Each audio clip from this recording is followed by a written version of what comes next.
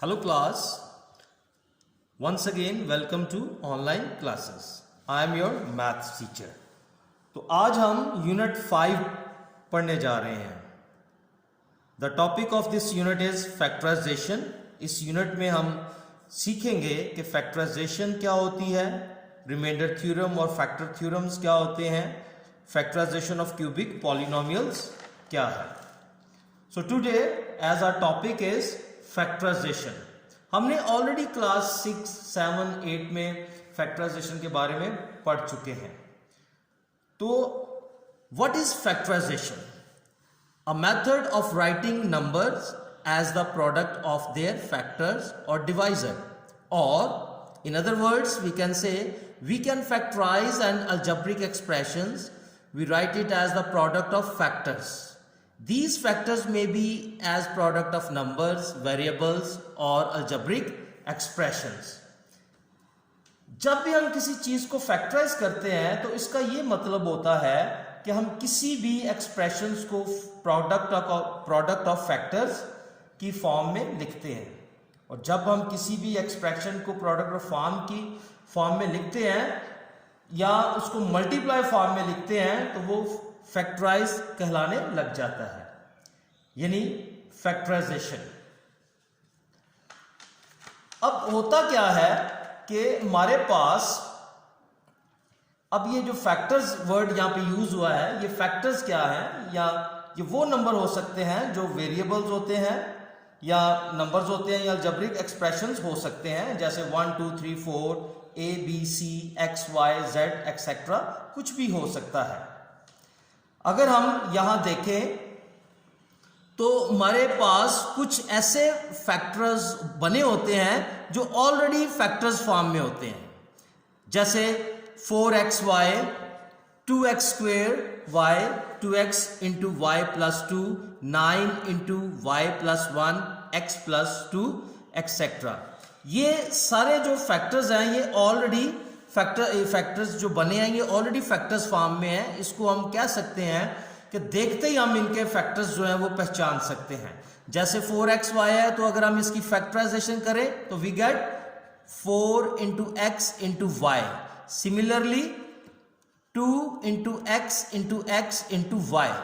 इसी तरह हमारे पास 2 into x into y plus 2. ये y प्लस 2 जो है ये एक साथ ही लिखेंगे क्योंकि ये अलग अलग नहीं हो सकते. इसी तरह 9 into y plus 1 into x plus 2. तो यानी हम ये कह सकते हैं कि ये ऑलरेडी मल्टीप्लाई की फॉर्म में है. इनको हम देख के बता सकते हैं कि इनके फैक्टर्स क्या होंगे. लेकिन कुछ एक्सप्रेशंस ऐसे भी होते हैं जिनके फैक्टर्स बताना इम्पॉसिबल हो जाता है और हम इनको देखकर बता भी नहीं सकते हैं कि इनके फैक्टर्स क्या हैं. जैसे यहाँ पर हमें ये दिए गए हैं 2x plus 4 3x plus 3y x² plus yx x² plus 5x plus 6. Sorry ये 5x है. सो ये जो नंबर्स हैं ये ऑब्वियस नहीं है, इनको हम देख के बता नहीं सकते हैं कि इनके जो मल्टीप्लाई फॉर्म है वो क्या होगी. जैसे यहां पर अगर हम देखें तो 2x4 जो है, अब यहां 2x और 4 जो है दोनों अलग टर्म्स हैं.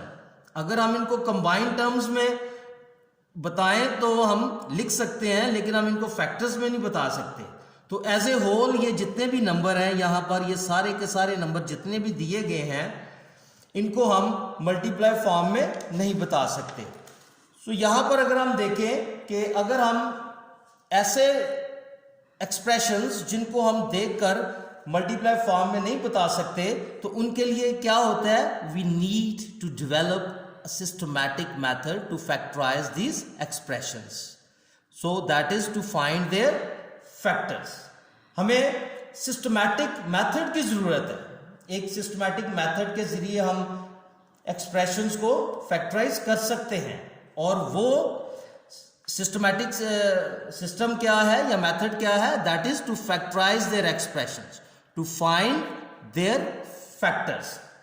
और आज हमने ये ऑलरेडी पढ़ चुके हैं कि how to find their factors. यहां पर हमने बता दिया है कि कुछ ऐसे एक्सप्रेशंस आ जाते हैं जिनको हम देखते ही, या जो ऑब्वियस होते हैं देखते ही हम कह सकते हैं कि these are in multiply form, और कुछ ऐसे एक्सप्रेशंस होते हैं जो ऑब्वियस नहीं होते हैं, जिनको हम देखकर बता नहीं सकते हैं कि इनके फैक्टर्स क्या बनेंगे। तो उनके लिए we need to develop a systematic method, and that method is to find these, to factorize these expressions. और फैक्टराइज करने के लिए to find their factors, factors जब हम फाइंड करते हैं तो हम उसको फैक्टराइजेशन कहते हैं। नाउ क्लास, इस फैक्टराइजेशन को समझने के लिए हमारी बुक में, अगर आपकी बुक देखें तो वहां पे पेज नंबर 98, पेज नंबर 98 पर उन्होंने हमें इस सिस्टम जो डेवलप किया गया फैक्टराइजेशन का, उधर कुछ टाइप्स ऑफ फैक्टराइजेशंस दी गई हैं। तो types of factorization of expression, जिसमें फर्स्ट टाइप जो है हमारे पास ये है पेज नंबर 98 पे from your book. Expression of the type is के ए के बी प्लस के सी। अगर हम इन तीनों में देखें, तीन टर्म्स आएंगे हमारे पास, तो के जो है वो तीनों में क्या है, कॉमन है। तो फैक्टराइजेशन में जो नंबर या वेरिएबल बार बार आता है उसको हम एक दफा लिखते हैं। तो इसको प्रूव करने के लिए we have given some examples. First one is 5a minus 5b plus 5c, and the second one is 3abc minus 9abx plus 3ab. So solving first example, 5a 5b plus 5c, यहां पर अगर हम observe करें, देखें तो यहां पर 5 जो है वो हर टर्म में कॉमन है। तो जो चीज कॉमन है वो फैक्टराइजेशन में हम क्या करते हैं, उसको एक बार लिखते हैं। बाकी हमारे पास giving to the product of factors form, इसको मल्टीप्लाई फॉर्म देते हुए हमारे पास क्या रह जाता है, इधर फर्स्ट वाली टर्म में से a रह जाएगा, फिर माइनस b रह जाएगा, प्लस c रह जाएगा। So this is the factorization form of given expression. So coming to the next example, that is 3abc minus 9abx plus 3ab। तो अगर हम यहां पर देखें या ऑब्जर्व करें तो यहां पर 3 सबसे पहले कॉमन है, इधर भी और इधर भी, और 9 के अगर हम यहां पे छोटे से हम फैक्टर बना रहे हैं, 3 3s are 9, तो इसमें भी 3 कॉमन है। उसके बाद हमने ऑब्जर्व करना है कि वेरिएबल्स जो गिवन है उनमें तो कोई वेरिएबल कॉमन नहीं है, तो ए बी, इधर भी ए बी और थर्ड टर्म में भी ए बी कॉमन है। तो लिहाजा तीनों टर्म्स में जो कॉमन है वो सबसे पहले नंबर है हमारे पास 3, देन वेरिएबल आ गया ए बी, यहां पर फर्स्ट में क्या बच गया हमारे पास सी, एंड माइनस सेकंड टर्म में 3 बच गया, वो नीचे ले आए, फिर ए बी ऑलरेडी हम बाहर ले चुके हैं, that is common variable, and then x, and plus 3ab। ये सारी की सारी टर्म हमारे पास कॉमन है। तो जहां हमारे पास सारी टर्म कॉमन होती है तो बाकी क्या बच जाता है, 1 जो है वो हम हर एक टर्म के लिए कॉमन ले सकते हैं। So this is how we can factorize the first type of expression. So from your book, अगर हम अपनी बुक को देखें तो वहां पर exercise 5.1, so we are starting our new exercise, that is exercise 5.1। उसका क्वेश्चन नंबर 1 है factorise,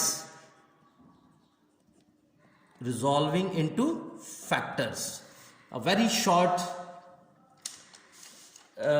meaning of factorization is resolving into their factors. So first question is, part 1 is given 2abc minus 4abx plus 2abd. So by solving this, 2abx minus 4abx plus 2abd, तो यहां पर भी हम observe करेंगे जैसे हमने ऊपर examples में किया। सबसे पहले हमने देखना है नंबर जो गिवन है उनमें कोई कॉमन तो नहीं है, 2, तो 4 के अगर हम फैक्टर बनाते हैं तो 2 × 2 एंड देन 2, तो ये भी 2 जो है कॉमन है। इसके बाद वेरिएबल क्या है हमारे पास, ए बी, सेकेंड टर्म में भी ए बी और थर्ड टर्म में भी ए बी। सो तीनों टर्म्स में हमारे पास गिवन एक्सप्रेशन जो है ये 3 टर्म्स की है, तीनों टर्म्स में हमारे पास 2 कॉमन है and then a b common है। तो फिर गिविंग टू मल्टीप्लाई फॉर्म, यहां पर क्या बच गया, सी, उसको हमने यहां पे ले लिया, और सेकंड टर्म में क्या बच गया, 2 and x, so we write 2x minus 2x, plus third term में क्या बच गया, d, and we get d here. So this is the factorized form of given expression. Similarly, एक और क्वेश्चन करते हैं, that is part 6. Question number 1, part 6, and that is 2xy cube into x square plus 5, then 8xy square and same x square 5. So by solving this question, 2xy cube, x square plus 5, 8xy square and x square 5. तो यहाँ पर सबसे पहले हम क्या observe करेंगे, this expression में सबसे पहले हमारे पास क्या आ जाएगा, x square plus 5, x square plus 5, ये दोनों में कॉमन है। तो पहले हम एक नई एक्सप्रेशन बनाएंगे, taking x square plus 5 as a common factor, and then अब ये जो हमारे पास टर्म बन गया, इसमें से हमने देखना है कि क्या चीज़ कॉमन है। अगर हम देखें तो 2 और 8 कॉमन है, अगर हम 8 के फैक्टर बनाएं तो 4 2s are 8, तो यहाँ पर क्या आ गया, ये 2 और ये 2 कॉमन आ गया, इसको बाहर ले लें। देन ये x और ये x भी कॉमन आ गया, इसको भी हम लदा कर लेते हैं। फिर x स्क्वेयर है और y क्यूब है, अब ये y क्यूब में x स्क्वेयर भी होता है, तो हम x स्क्वेयर भी कॉमन आ गया, ये हमारे पास एज ए कॉमन फैक्टर आ जाएगा। अब बाकी क्या बच गया हमारे पास, यहाँ पर x क्यूब था और ये y क्यूब और y स्क्वेयर, y क्यूब में x स्क्वेयर कॉमन लिया तो बाकी हमारे पास y बच गया, और इधर क्या बच गया हमारे पास, प्लस 4, x और y स्क्वेयर ऑलरेडी हम ले चुके हैं, बाकी क्या हमारे पास x स्क्वेयर और 5। So class, this is the factorization of given expressions. So please note your homework.